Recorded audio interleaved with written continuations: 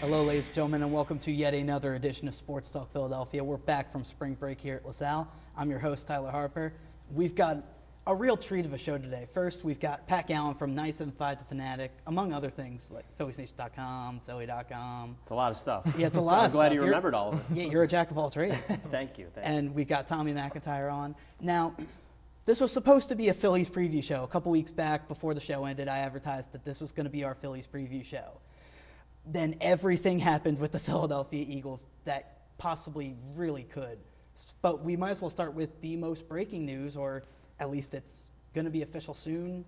DeMarco Murray's going to be a Philadelphia Eagle. So let's start there and look at DeMarco Murray's stats from last year. 392 carries, of course, the NFL leading rusher with 1,845 yards, 13 touchdowns. Now, we'll kind of talk about how we got here in a little bit. But first,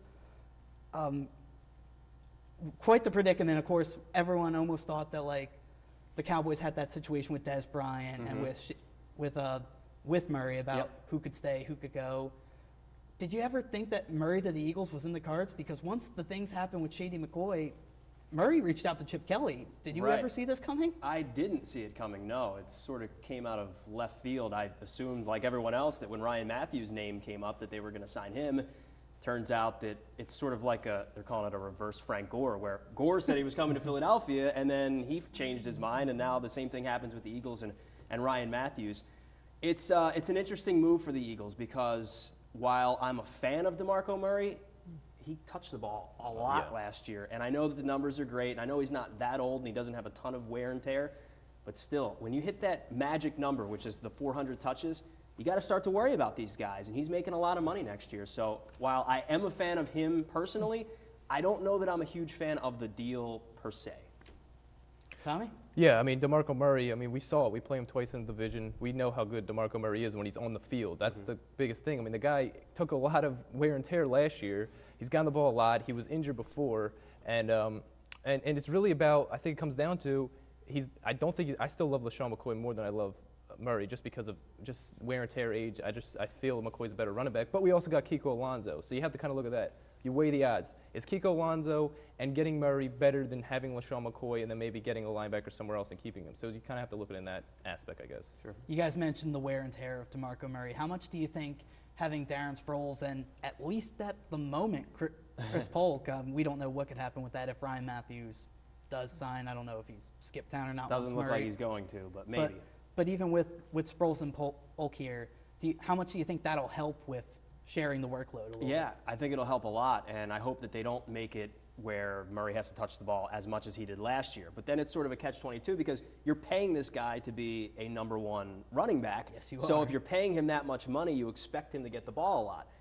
If he doesn't, it's going to help longer term, and it's going to allow him to stick around for a little bit longer. So I do think that with Polk and with Sproles is not going to get the ball a ton out of the backfield. I mean, that's not really his game. No. But just keeping the wear from happening sooner, I think, is a good thing. So if they keep him under 300 carries, I think that that's probably prudent for the Eagles. But yeah, I mean, it's definitely a concern when you're paying a guy this much money. Yeah, I'm just interested to see how they use him because you have to remember the Cowboys offense had one of the best offensive lines in the league, yes, but also they ran like I formations. They had a fullback. Chip Kelly doesn't have a fullback in his scheme, so it's like this is a totally different running. I mean, like LaShawn McCoy, he like cuts back. That's why he didn't like him that much because he did all those like minus yardage kind of plays. But he is a north-south runner, Murray. But I think just the scheme of his offense, I think Chip Kelly we're going to see now may change. He is this offensive brilliant guy. He thinks. I hope he is because that's what we're going to need with everybody's. Just gone. ask him. He says he is. That's a great point though because last season, DeMarco Murray was second in the NFL in rushing yards out of shotgun. Yeah. And what do the Eagles do? They're out of shotgun all the time. And Ryan Matthews was actually number one. So we're not going down that road, it doesn't seem. But I think that the fit of DeMarco Murray is a good one. There's no doubt about it that he fits well here because as soon as he gets the ball, Chip Kelly doesn't want the guy dancing in the backfield like you said. And that had to be killing Chip Kelly on the sideline. Like, please stop doing that. Just run north.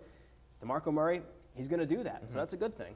Yeah, it's going to be a nice combination of guys. Of course, like you said, DeMarco Murray, the north-south runner. Yeah. Darren Sproles catching those passes out of the backfield, and Chris Polk really almost able to do anything just to help this If he's team. healthy, yes. Yes, that's a good point. Chris Polk actually, I'm getting the sense that he might not stick around now. I don't know if that's going to change with Ryan Matthews not signing too, because he's cheap. If they bring him back, he's pretty cheap.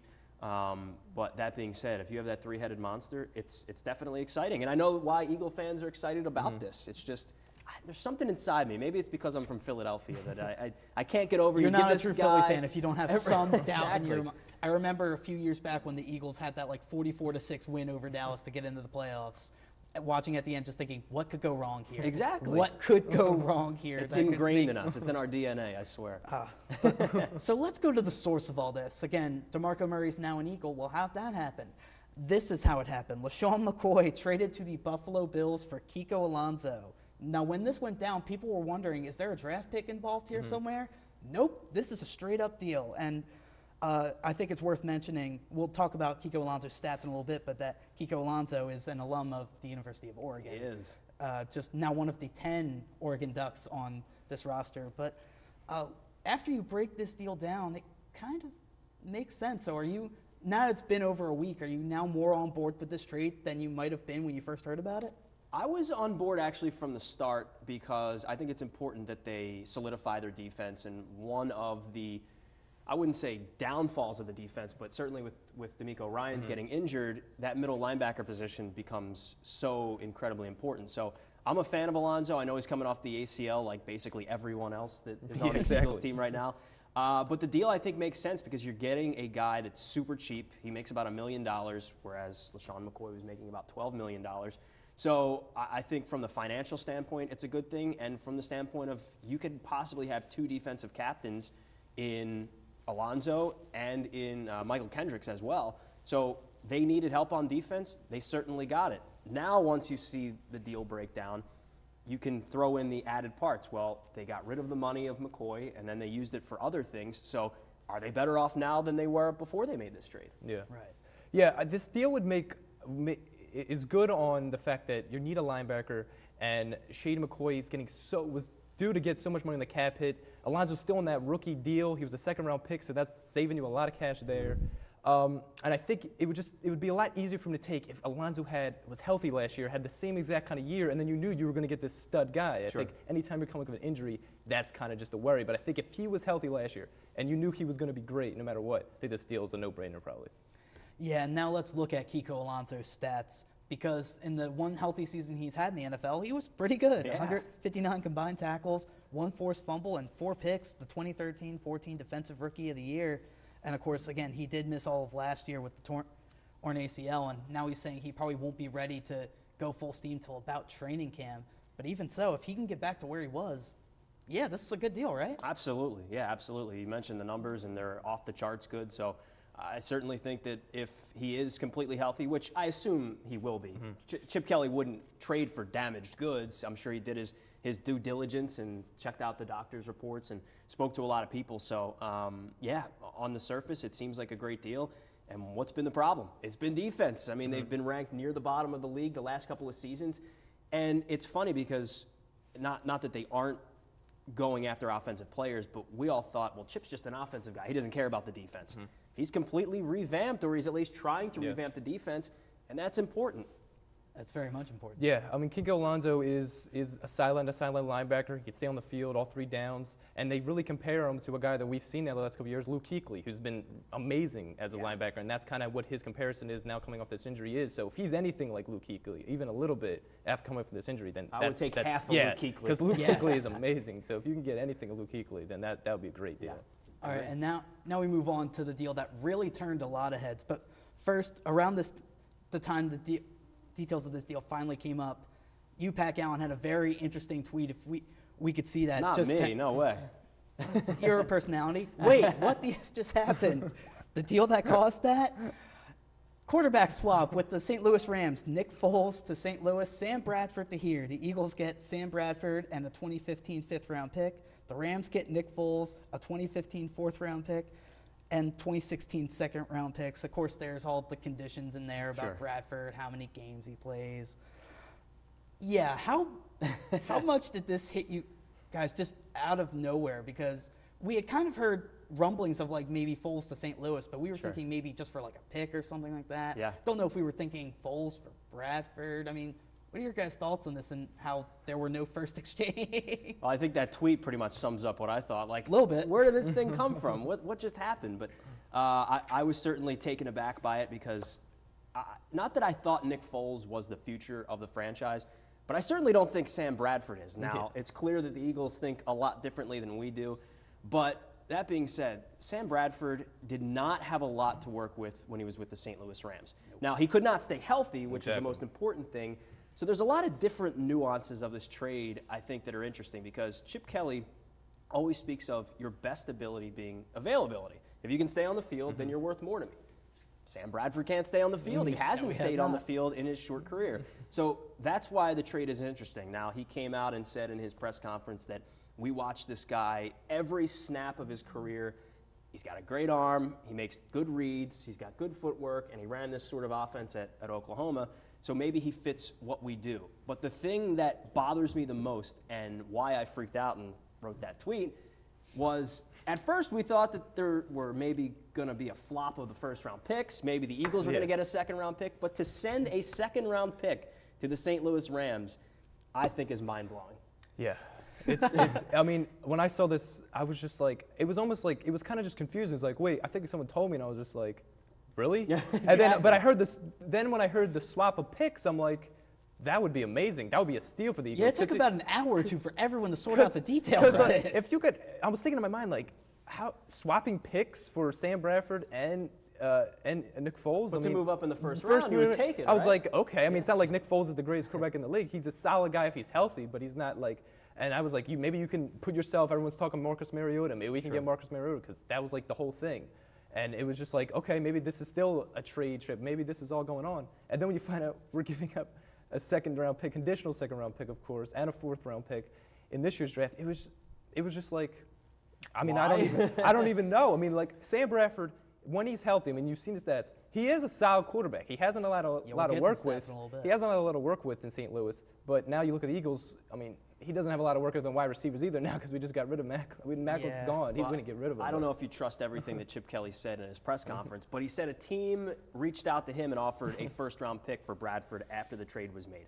I don't know if I'm buying that, but what do other teams around the NFL think of this guy? I don't understand why he would even admit that, though. That was the most mind-boggling. Like, who says that? That like, you sort of plant things here and there like, for down the road. I think he just said it as like a statement to the fans. Like, I know what I'm doing. Like, I got a first-round pick for him. Like, I think Chip's just guns a-blazing at this point. But that's what I think it was. But let's look at the stats of Sam Bradford just to really try to break this guy down for his career. 79.3 QB rating, 11,065 passing yards, 59 touchdown passes, and 38 interceptions.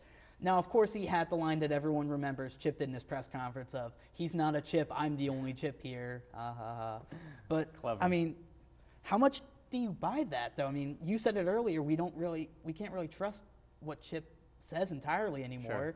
But do you think they're trying to take a shot with Sam Bradford, or do you side with the hashtag Mariota truthers and think that there's something else here? I don't think that they are trying to maneuver to get Marcus Mariota. I do think Sam Bradford's the guy. Do I want him to be?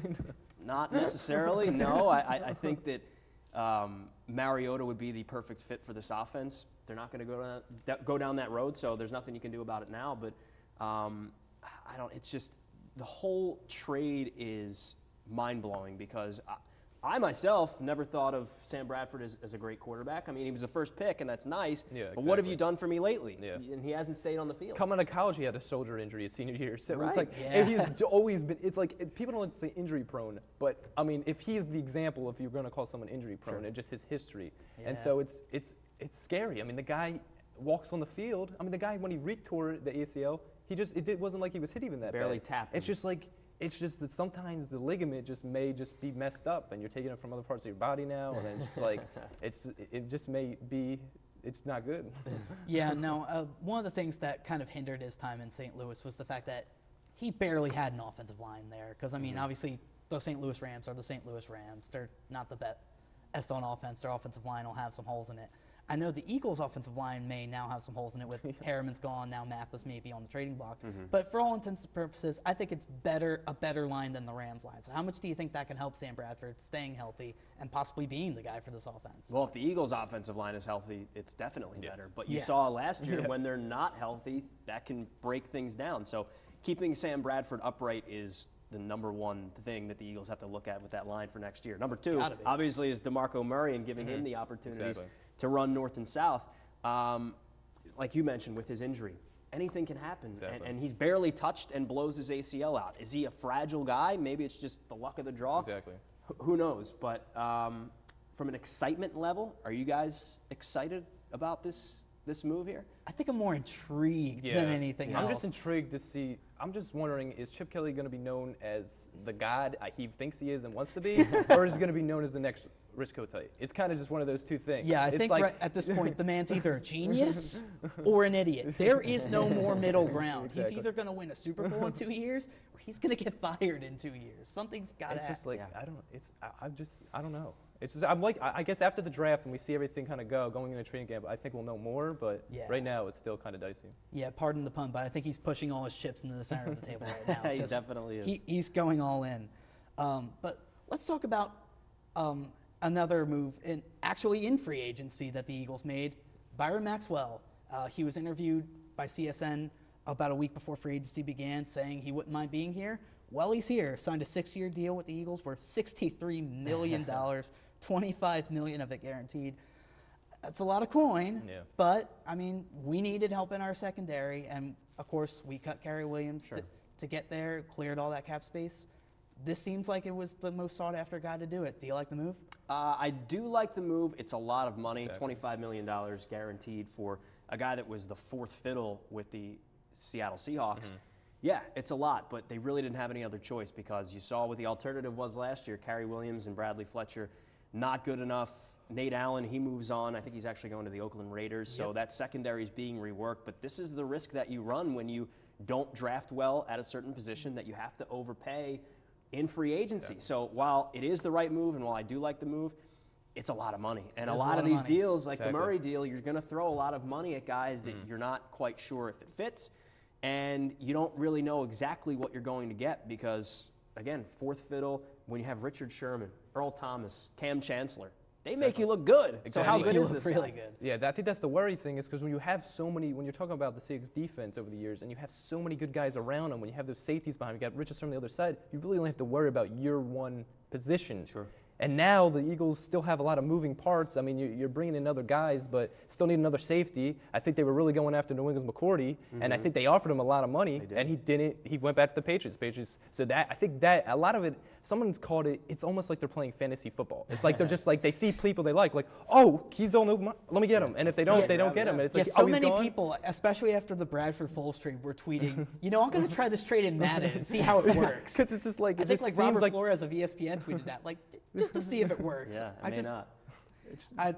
But I mean, a couple weeks ago we had Andrew Albert on the show, and we were talking about how the Eagles emerged as the front runners for Maxwell, and he said this was the right move because obviously your secondary is in dire need, but you can't just go ahead and like draft a corner and have him be your number one guy right away, because especially at the cornerback position, it takes a couple years to develop. Like with Revis, with Sherman, those guys took a couple years before they really became the icons, stars that they are now. Now, did you agree with that? Yeah, I think I do. And Chip Kelly, he seems to be, like you said, he's pushing all the chips in. He doesn't want to wait around for 2 or 3 years for a guy to develop. He's ready to do it right now, whether you like it or not. So, yeah, again, Maxwell, the correct move. You mentioned McCourty. They went after these guys. They're trying to spend the money that they have available, and they're trying to do it on defense. But now, here's the tricky part. What's next? You couldn't get McCourty. Who do you get for the safety position? Who's your other cornerback? Is it going to be Boykin? They bring in Walter Thurman as well. So what's next for this team? They've got to start to draft well. I mean, that's the key to the future. You just can't keep throwing money at people and expecting it to work out. Saw that worked out a couple of years ago. You remember the Dream Team scenario. It didn't work out so well. See, I shudder every time I hear that. Now, thanks a lot, Vince Young. This is shaping up to be that sort of thing where you're signing all these guys that you don't know if they're going to fit. You didn't bring them in through your system and build them as rookies. And that's Yeah. and that's what you have to do. And that's the Yeah. sad part is that no team really has ever been able to do it through free agency. It's always been the draft. I mean, you see the Seahawks for a great example. They always build through the draft. Patriots, I mean, they got Tom Brady as the guy who's going to take it, but they built through the draft as well. You need guys to build through the draft. Yeah. And that's probably the biggest thing that it's shocking to me that we're trying to get all these guys through free agency. And now that it's going to be Chip's draft, it'll be very interesting to see because in his press conference, he came out and said, "Oh, Marcus Smith? Nah, that was Howie Roseman's pick. That wasn't my pick. No." Do you like that, how he threw everyone under the bus? Exactly.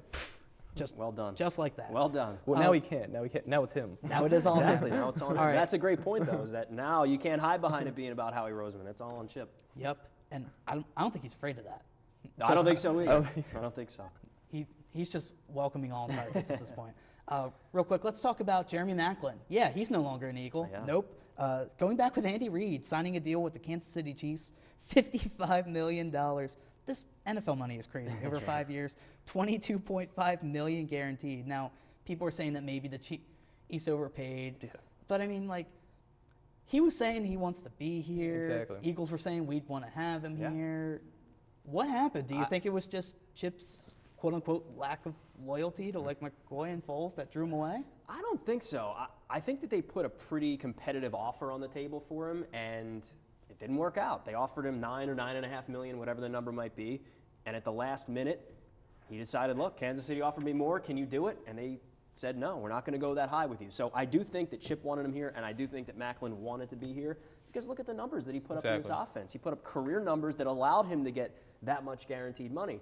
So I do think that they wanted to come together, but again, you just have to set a number and say, we can't go any more than that. And that's a lot. You said that they overpay. Of course they overpaid. It's free agency. You overpay everyone, but you can't overpay Maxwell, and you can't overpay every single guy. So at some point, that limit has to be set, and I think they did that with Maclin. It's going to hurt them because they don't have that number one weapon yet. Mm-hmm. Will that change with who can they sign, who's available in free agency, maybe the draft?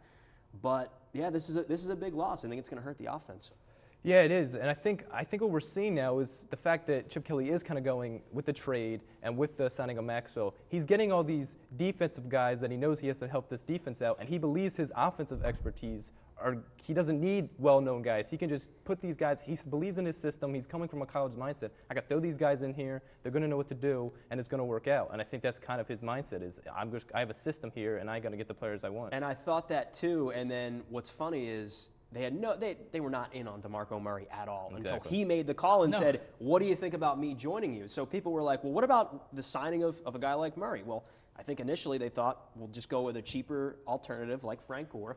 That didn't work. We'll go with another cheap alternative like Ryan Matthews. Didn't work. You have one of the best running backs come to you and say, I want to play for you, and I'll take a little bit less money. How can you say no to that? So that's and not have to face them in your division. Right, because if you go to the Cowboys, you've got to face. At the same time, you hurt the Cowboys because you take their best offensive weapon. Yeah, but then the possibility exists, of course, of maybe the Cowboys getting Adrian Peterson. So that is also true. Of course, we'll cross that bridge when we get to it. Yeah, that's. But real quick, how confident are you guys in Riley Cooper, number one receiver, Riley Cooper? Just real quick, just bullet point. I'm not. Does that work? I shudder at the thought that he would be the second weapon that they have. I don't think he's going to be. I think that they're going to have to do something else. So we'll see what happens. Free agency is pretty fresh still, and the draft is coming. I don't think Riley Cooper is going to be the number two guy. Tommy, real quick, thumbs up, middle, or thumbs down on Riley Cooper, number one receiver? Yeah, that's what I thought too. All right, so, but real quickly now we move on to the Fast Five, which is our favorite segment here. Just 5 quick questions, and it's divided amongst you guys. Pat, this is an interesting first question I came up with. If you had to be stranded on a desert island with one on-air personality from 97.5, who would it be and why?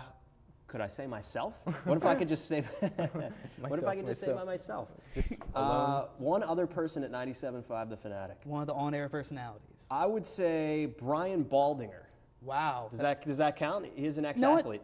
That counts. If I'm stuck in the desert with Brian Baldinger, he's going to kill some sort of animal, and we're going to feast. Okay. He's that kind of guy. That's probably a smart move. Now, Tommy, same question to you, but with someone from LaSalle TV. Oh man. Yeah, you don't have the best choices. Yeah. I'm taking Tanya. I don't know if that's fair, but well, you asked me, and I'm taking Tanya. I'll put an asterisk next to it, but I'll count it. We're going to go to Tommy again. we've talked about the draft a little bit. Where would you like to see the Eagles focus in the draft? More like on a safety in the secondary or trying to fill the stop gaps in the offensive line? I mean, if they don't have Evan Mathis, they're definitely going to have to look offensive line. Wide receiver is still an option, I guess. It is a good. They say wide receiver is more up in like the top 15. That's high in this draft. So I don't know. I don't know if they can move up. So wide receiver, offensive line, and safety. I think that's their big needs right now. Yeah. All right. And now, Pat, we go back to you. On your Philly.com series, Pat versus Philly, you recently had some fun with the Harlem Globetrotters, hitting half-court shots, learning how to dribble the ball all around. Talk about that and how much fun that was, because that just seems like a dream come true. It was pretty cool, yeah. I get to do a few cool things when it comes to Philly.com and hanging out with one of the Globetrotters.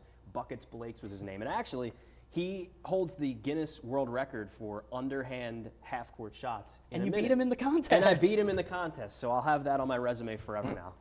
All right, and Pat, lastly, we'll fit one Phillies question in here. Why not? All right. Just real quick, maybe top 2 or 3 contenders you think the Phillies will look to try to, or maybe you'll go to the Phillies about trading for Cole Hamels.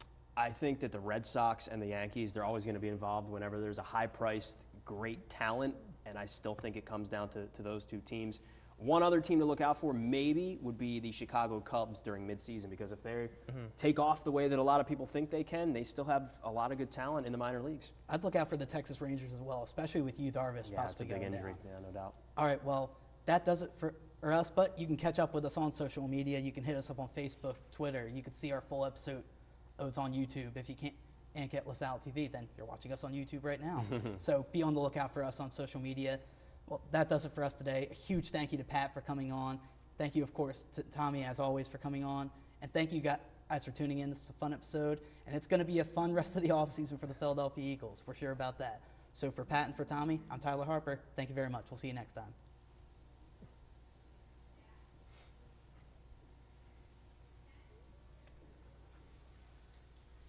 Very nice. Thanks, guys. No problem. That's good. Is this the part of the show where you act like Yeah. you're talking to each other? Like